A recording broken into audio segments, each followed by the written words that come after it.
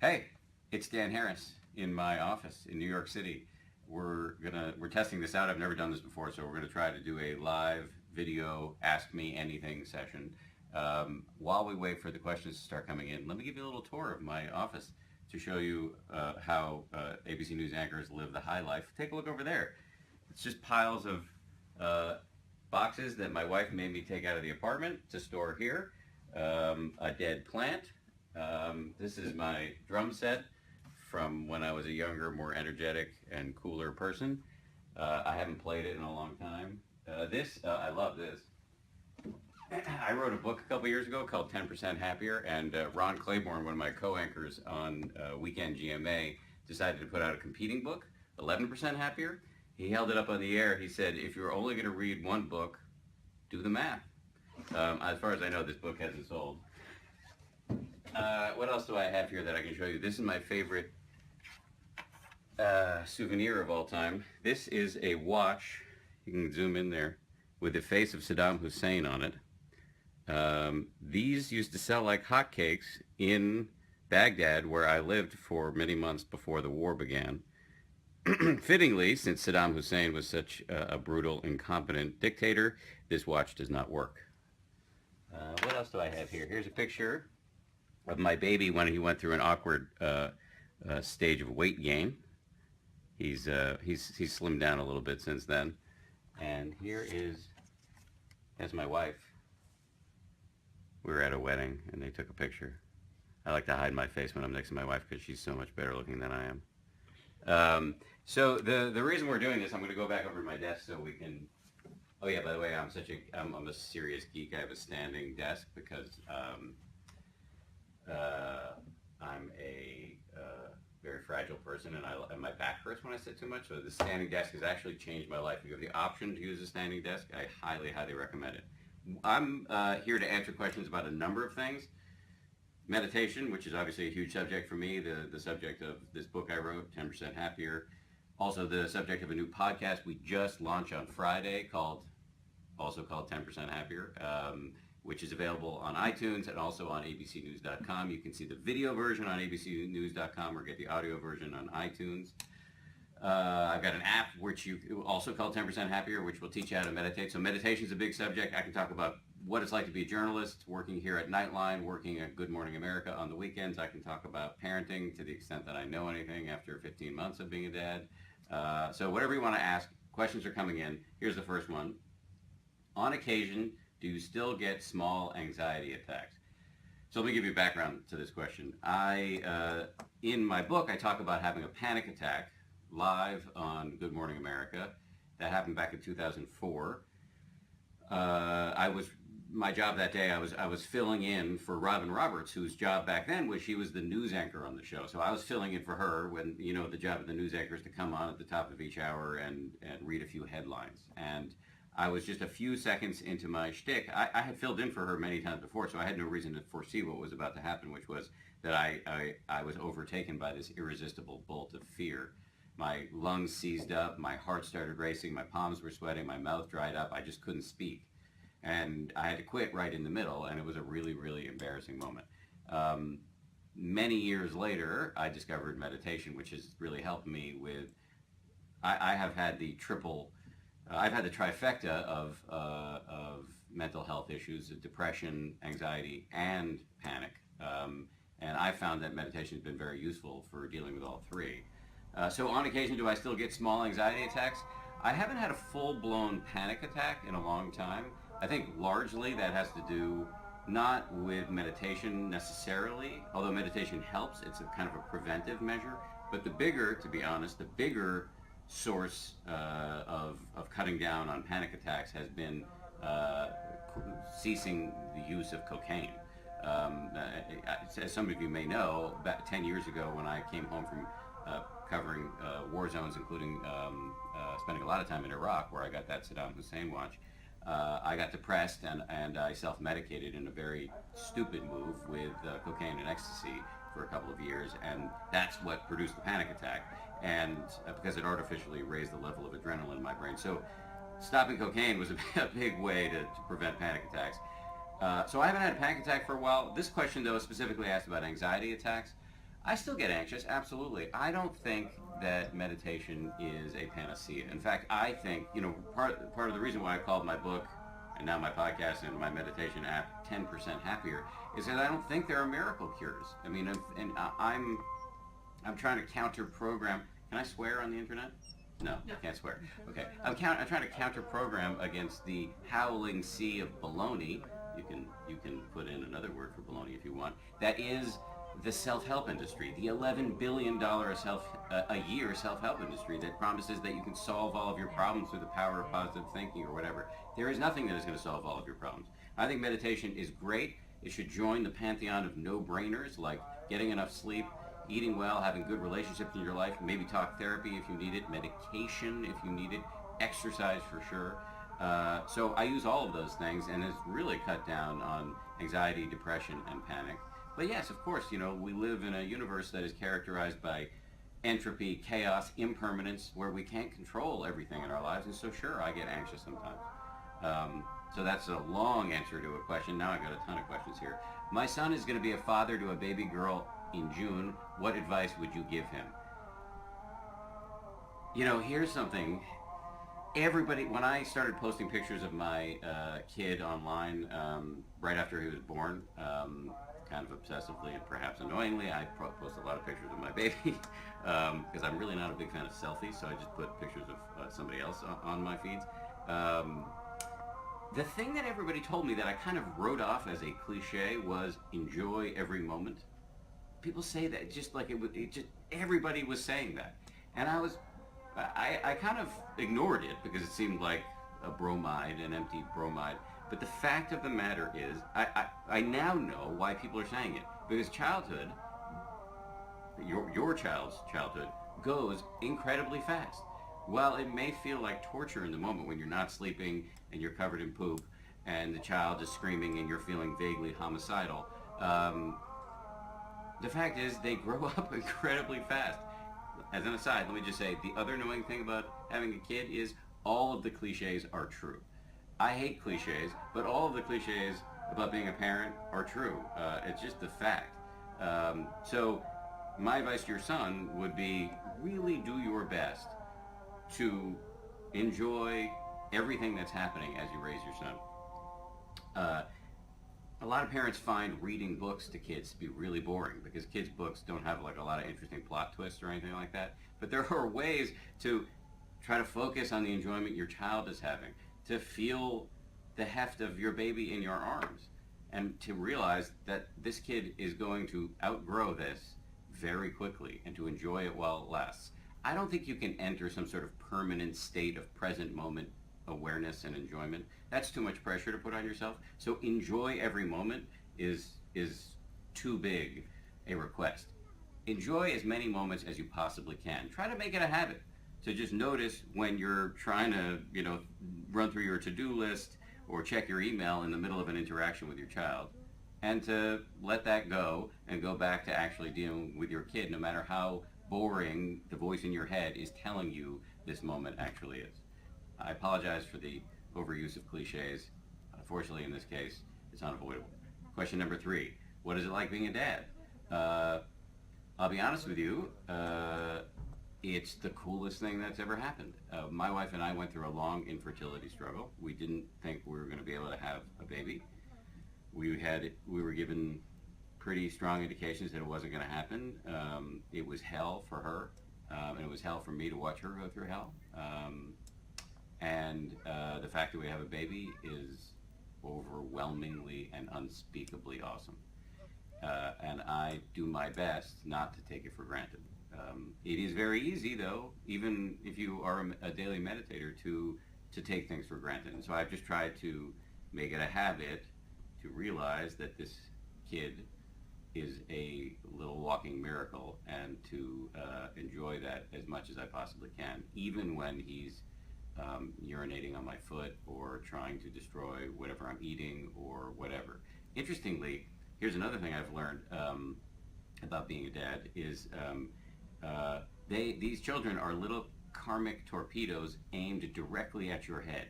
Sometimes he gets this look on, not sometimes, all the time he has this look on his face like, who can I mess with?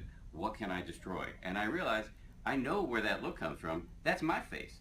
So I'm just get the universe has boomeranged all of my previous 44 years of misbehavior directly back at me, and nonetheless, it's still pretty cool. How did you begin to meditate? I've never done meditation and would like to try.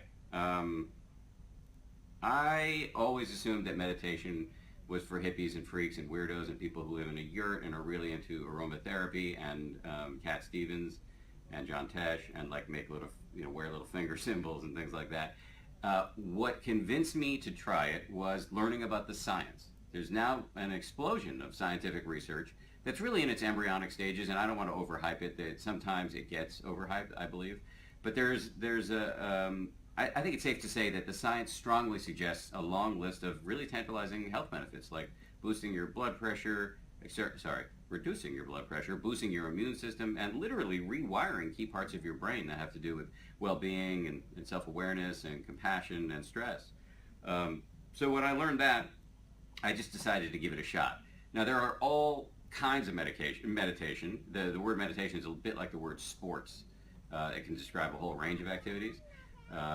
So I was specifically, because I'm sort of an agnostic and not particularly religious and a little bit wary of ooey gooey spirituality, I chose the kind of meditation that was the most secular and has been studied the most in the labs. It's known as mindfulness meditation, and it's derived from Buddhism, but it has all of Buddhism's sort of metaphysics stripped out of it. And so I actually just read a couple books, including a book by John Kabat-Zinn, JON-KABAT/ZINN, John Kabat-Zinn. You may have seen him, he was on 60 Minutes recently. He's a really great guy. He's a MIT microbiologist who actually was a longtime meditation practitioner who really came up with a protocol around a secularized Buddhist meditation called mindfulness.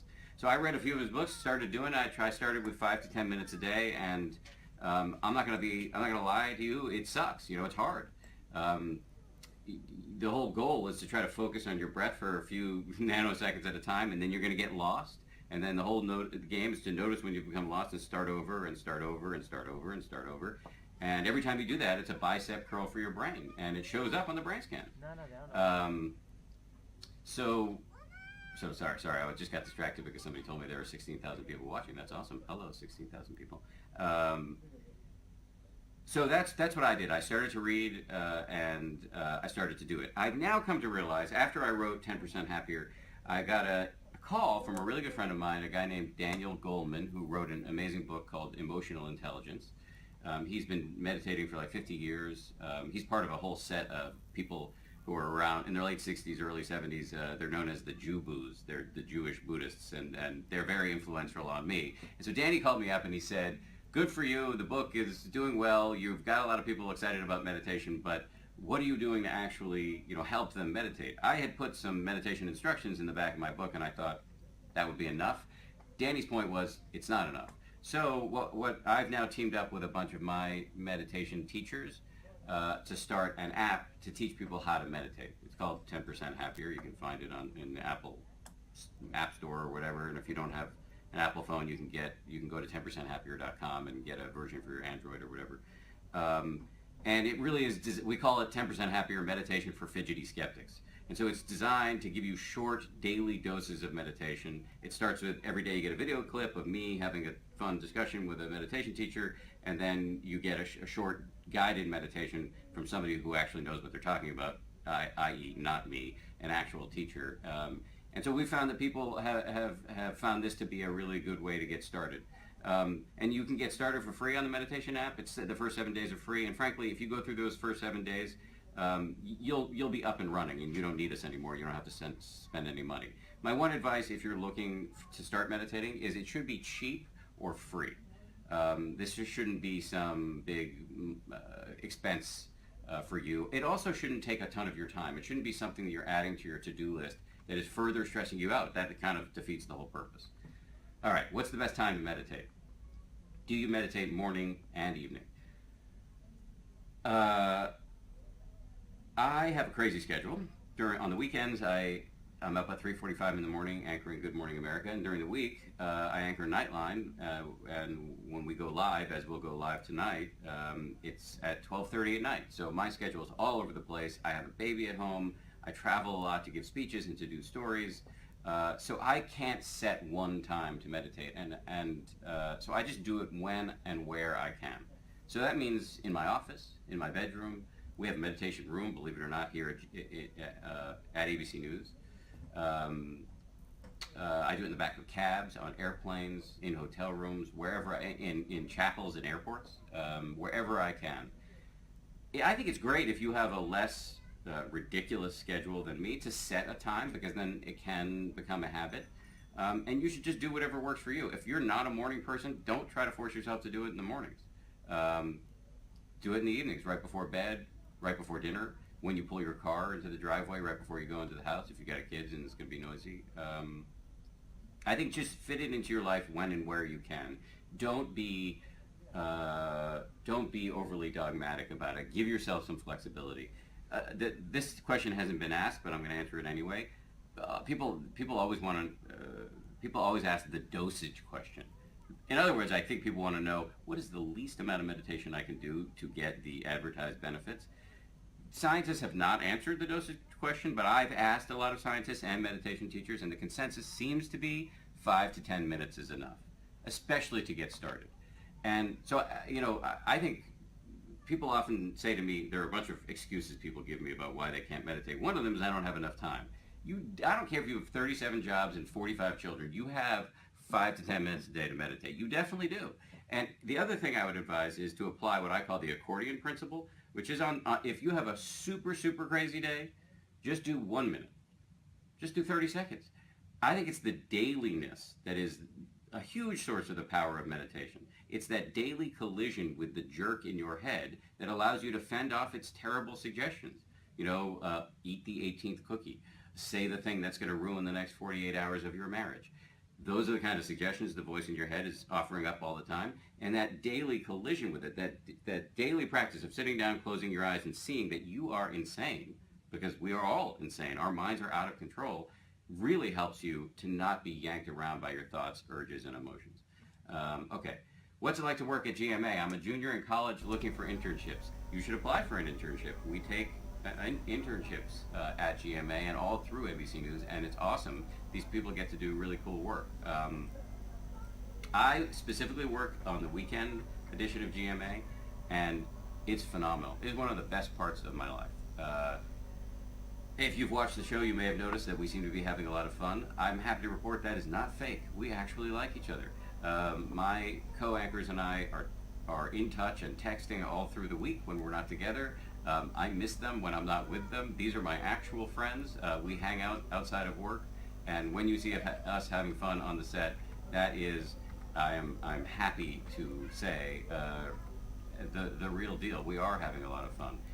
The stuff that sucks about it is I have to get up at 3:45 in the morning, and usually when I wake up at 3:45 in the morning, the first uninvited thought is, why the hell am I doing this? What kind of poor decisions have I made in my life that have led to this? But then the next thought is, I'm going to go do important work with people I really like. So I get my act together, I get into the office, and we end up having a really good time. Since there are a lot of questions, I'll cut that one short and keep going. If you weren't a journalist, what career would you have chosen? Man, I got lucky picking journalism, because I probably would have picked something that would have made me unhappy. I was briefly considering, believe it or not, becoming a paralegal when I graduated from college, thinking that maybe I would go be a lawyer. No offense to lawyers, but I don't think I would have done well, especially since I have the attention span of a golden retriever, and I would not be able to sit and go through contracts at length. Luckily, I had a conversation with one of my mentors, a woman who worked at PBS, in the news department at PBS, and I told her I was thinking about being a paralegal, and she said, "Are you an idiot? Don't do that. Go try to get a job in local news in some small town." So I went to Bangor, Maine, Market 155, and took a part-time job for $5.50 an hour, ate a lot of macaroni and cheese, and operated the studio camera during a show called Alive at 5:30. And that sort of set me off on the road to get going on the air and moving from Bangor to Portland to Boston and here to New York. And I've been here in New York for 16 years. Now, if I wasn't a journalist, what career would I choose? I think I would actually, and I can't believe these words are going to leave my lips. I think I'd probably go into meditation full time.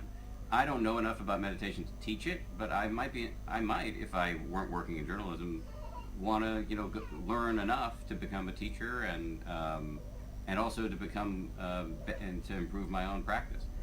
I know if you had told me 7 years ago that I would ever be saying something like this, I would have coughed my beer up through my nose. This is like a really surprising development in my life, but I think it's true. I think you can, as a teacher of meditation, you can do a lot of good in the world, and I find that to be a really cool idea. That being said, I'm not going to quit journalism because I just love it too much, and I've been doing it for well over, let's see, what's the math on this? I've been doing it for 23, 24 years, and I have no intention to stop. Cats are supposed to help lower blood pressure and have a calming effect. Do you find this to be true?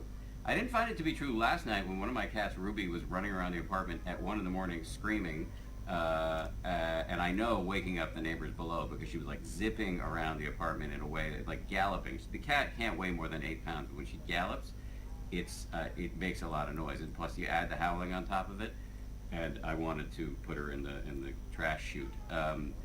I didn't do that, and I'm glad I didn't because I do love Ruby. But I think, yes, generally speaking, cats are really, I think there have been studies, at least I've heard of a study that showed when you pet a cat or a dog, because I love dogs too, the dog or cat, the animal's blood pressure and heart rate go down, and so does the person doing the petting. I think cats and dogs, and all animals, frankly, have an enormously beneficial impact. I feel bad for my cats because they get a lot less attention. We have 3. And by the way, we adopted them from the ASPCA, and I highly, highly recommend, since I have the mic now, that you adopt an animal for free because you can save a life and improve your own in one fell swoop. And there are hundreds of thousands of animals that will die if they're not adopted, and so go for it. But I do think they're a huge value add. I feel a little bad for our 3 cats because they get a lot less attention now that we have a kid, and they hate the kid with the white-hot intensity of 1,000 suns. And it's really interesting. Every time the baby leaves the room, and if I'm still in the room, all 3 cats will come sit with me. And as soon as he comes back, they go running. Employees are being encouraged to meditate, but only to the end that they will be able to focus on work better. Is this the only reason why people should be encouraged to meditate? Absolutely not. I don't know what, I mean, it's true that a lot of companies are allowing their encouraging employees to meditate. I don't know what the motive is in each case, but if the motive is just to help them focus better, to be better worker bees, I would question that motivation. We at ABC News, our boss, James Goldston, who's the president of ABC News, has made meditation widely available in the company. He has allowed us to set up a meditation room. He brings in teachers to teach. There's a daily meditation at 3 o'clock in the afternoon. It is not James's intention to make better worker bees. I think James's intention is to make happier, more productive, more well-rounded, less stressed, healthier employees. If that is the motivation of your boss in offering meditation, then I'm all for it. I think it's great in a workplace environment for a number of reasons. Focus and productivity, for sure. I mean, I don't want to dismiss focus and productivity. It's important to all of us. But also lowered emotional reactivity. How many times have you said something in a meeting that you later regret?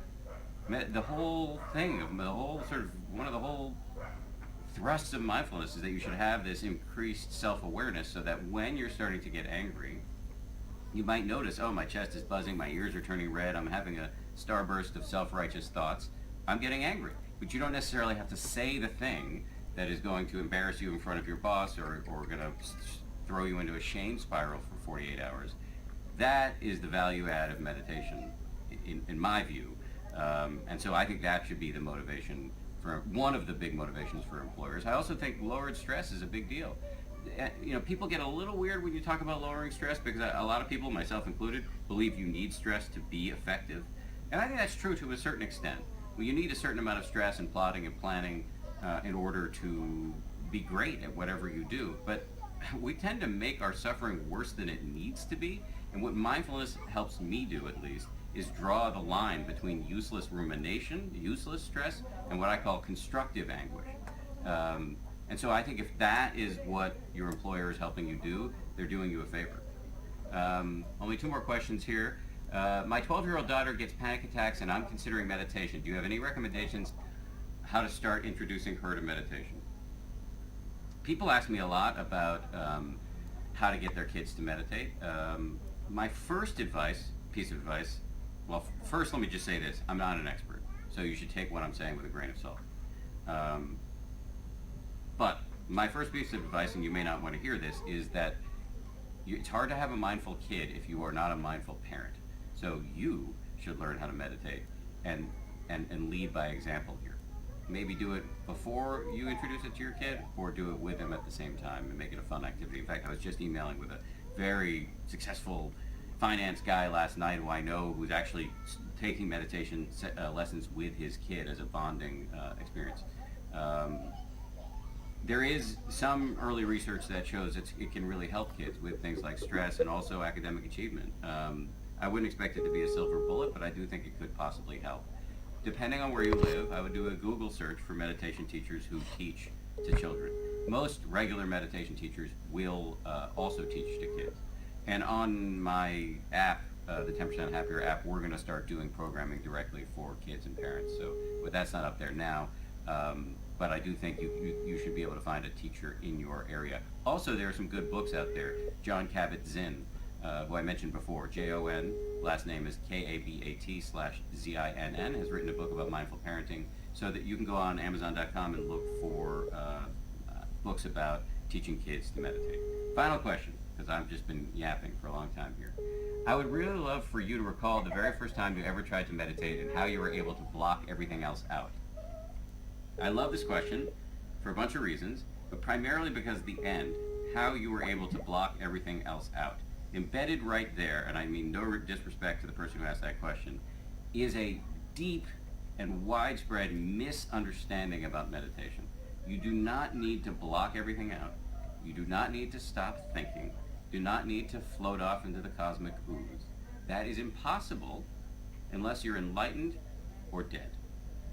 This is why a lot of people don't meditate, because they think, I can't stop thinking. Every 8-year-old tries the thought experiment of trying to see if they can stop thinking, and you realize it's impossible. The point of meditation is not to do any of that. The point of meditation is to focus the mind, not clear the mind, focus the mind for a few nanoseconds at a time, usually on your breath, and then you will get lost. You'll start thinking about, what am I going to have for lunch? Do I need a haircut? Why did Dances with Wolves beat Goodfellas for Best Picture in 1991? Whatever, your mind's just going to go off and off and off. And the whole game is just to notice when you've become distracted and to start over. And over and over and over and over. And that is the aforementioned bicep curl for the brain, which, as I said, shows up on the brain scans. And it, not for nothing, is a radical act. You're breaking a lifetime's habit of walking around in a fog of projection and rumination. And you're actually focusing on what's happening right now. What meditation and the science around meditation suggests is that happiness, which we think is contingent on external factors like the quality of our job, the quality of our marriage, the quality of our childhood, all of which are super important. I don't mean to downplay any of it, but what meditation and the science around meditation suggests is that happiness is in fact a skill that you can practice just the way you can practice boosting your bicep in the gym. And that is a radical and empowering notion, and I would recommend everybody try it. Before I go, shameless plug for the 10% Happier podcast. Check us out on abcnews.com and on iTunes, and do me a solid. Subscribe to the thing, rate it, preferably, I don't want to, give you any pressure, but preferably give it 5 stars, hook a brother up. That's it. We're going to start, I hope, as long as show these people here, if you don't mind. These are the ABC News worker bees. As long as they agree, I would like to start doing these Q&As on the regular, so I hope to see you soon. Thanks for watching. Take care.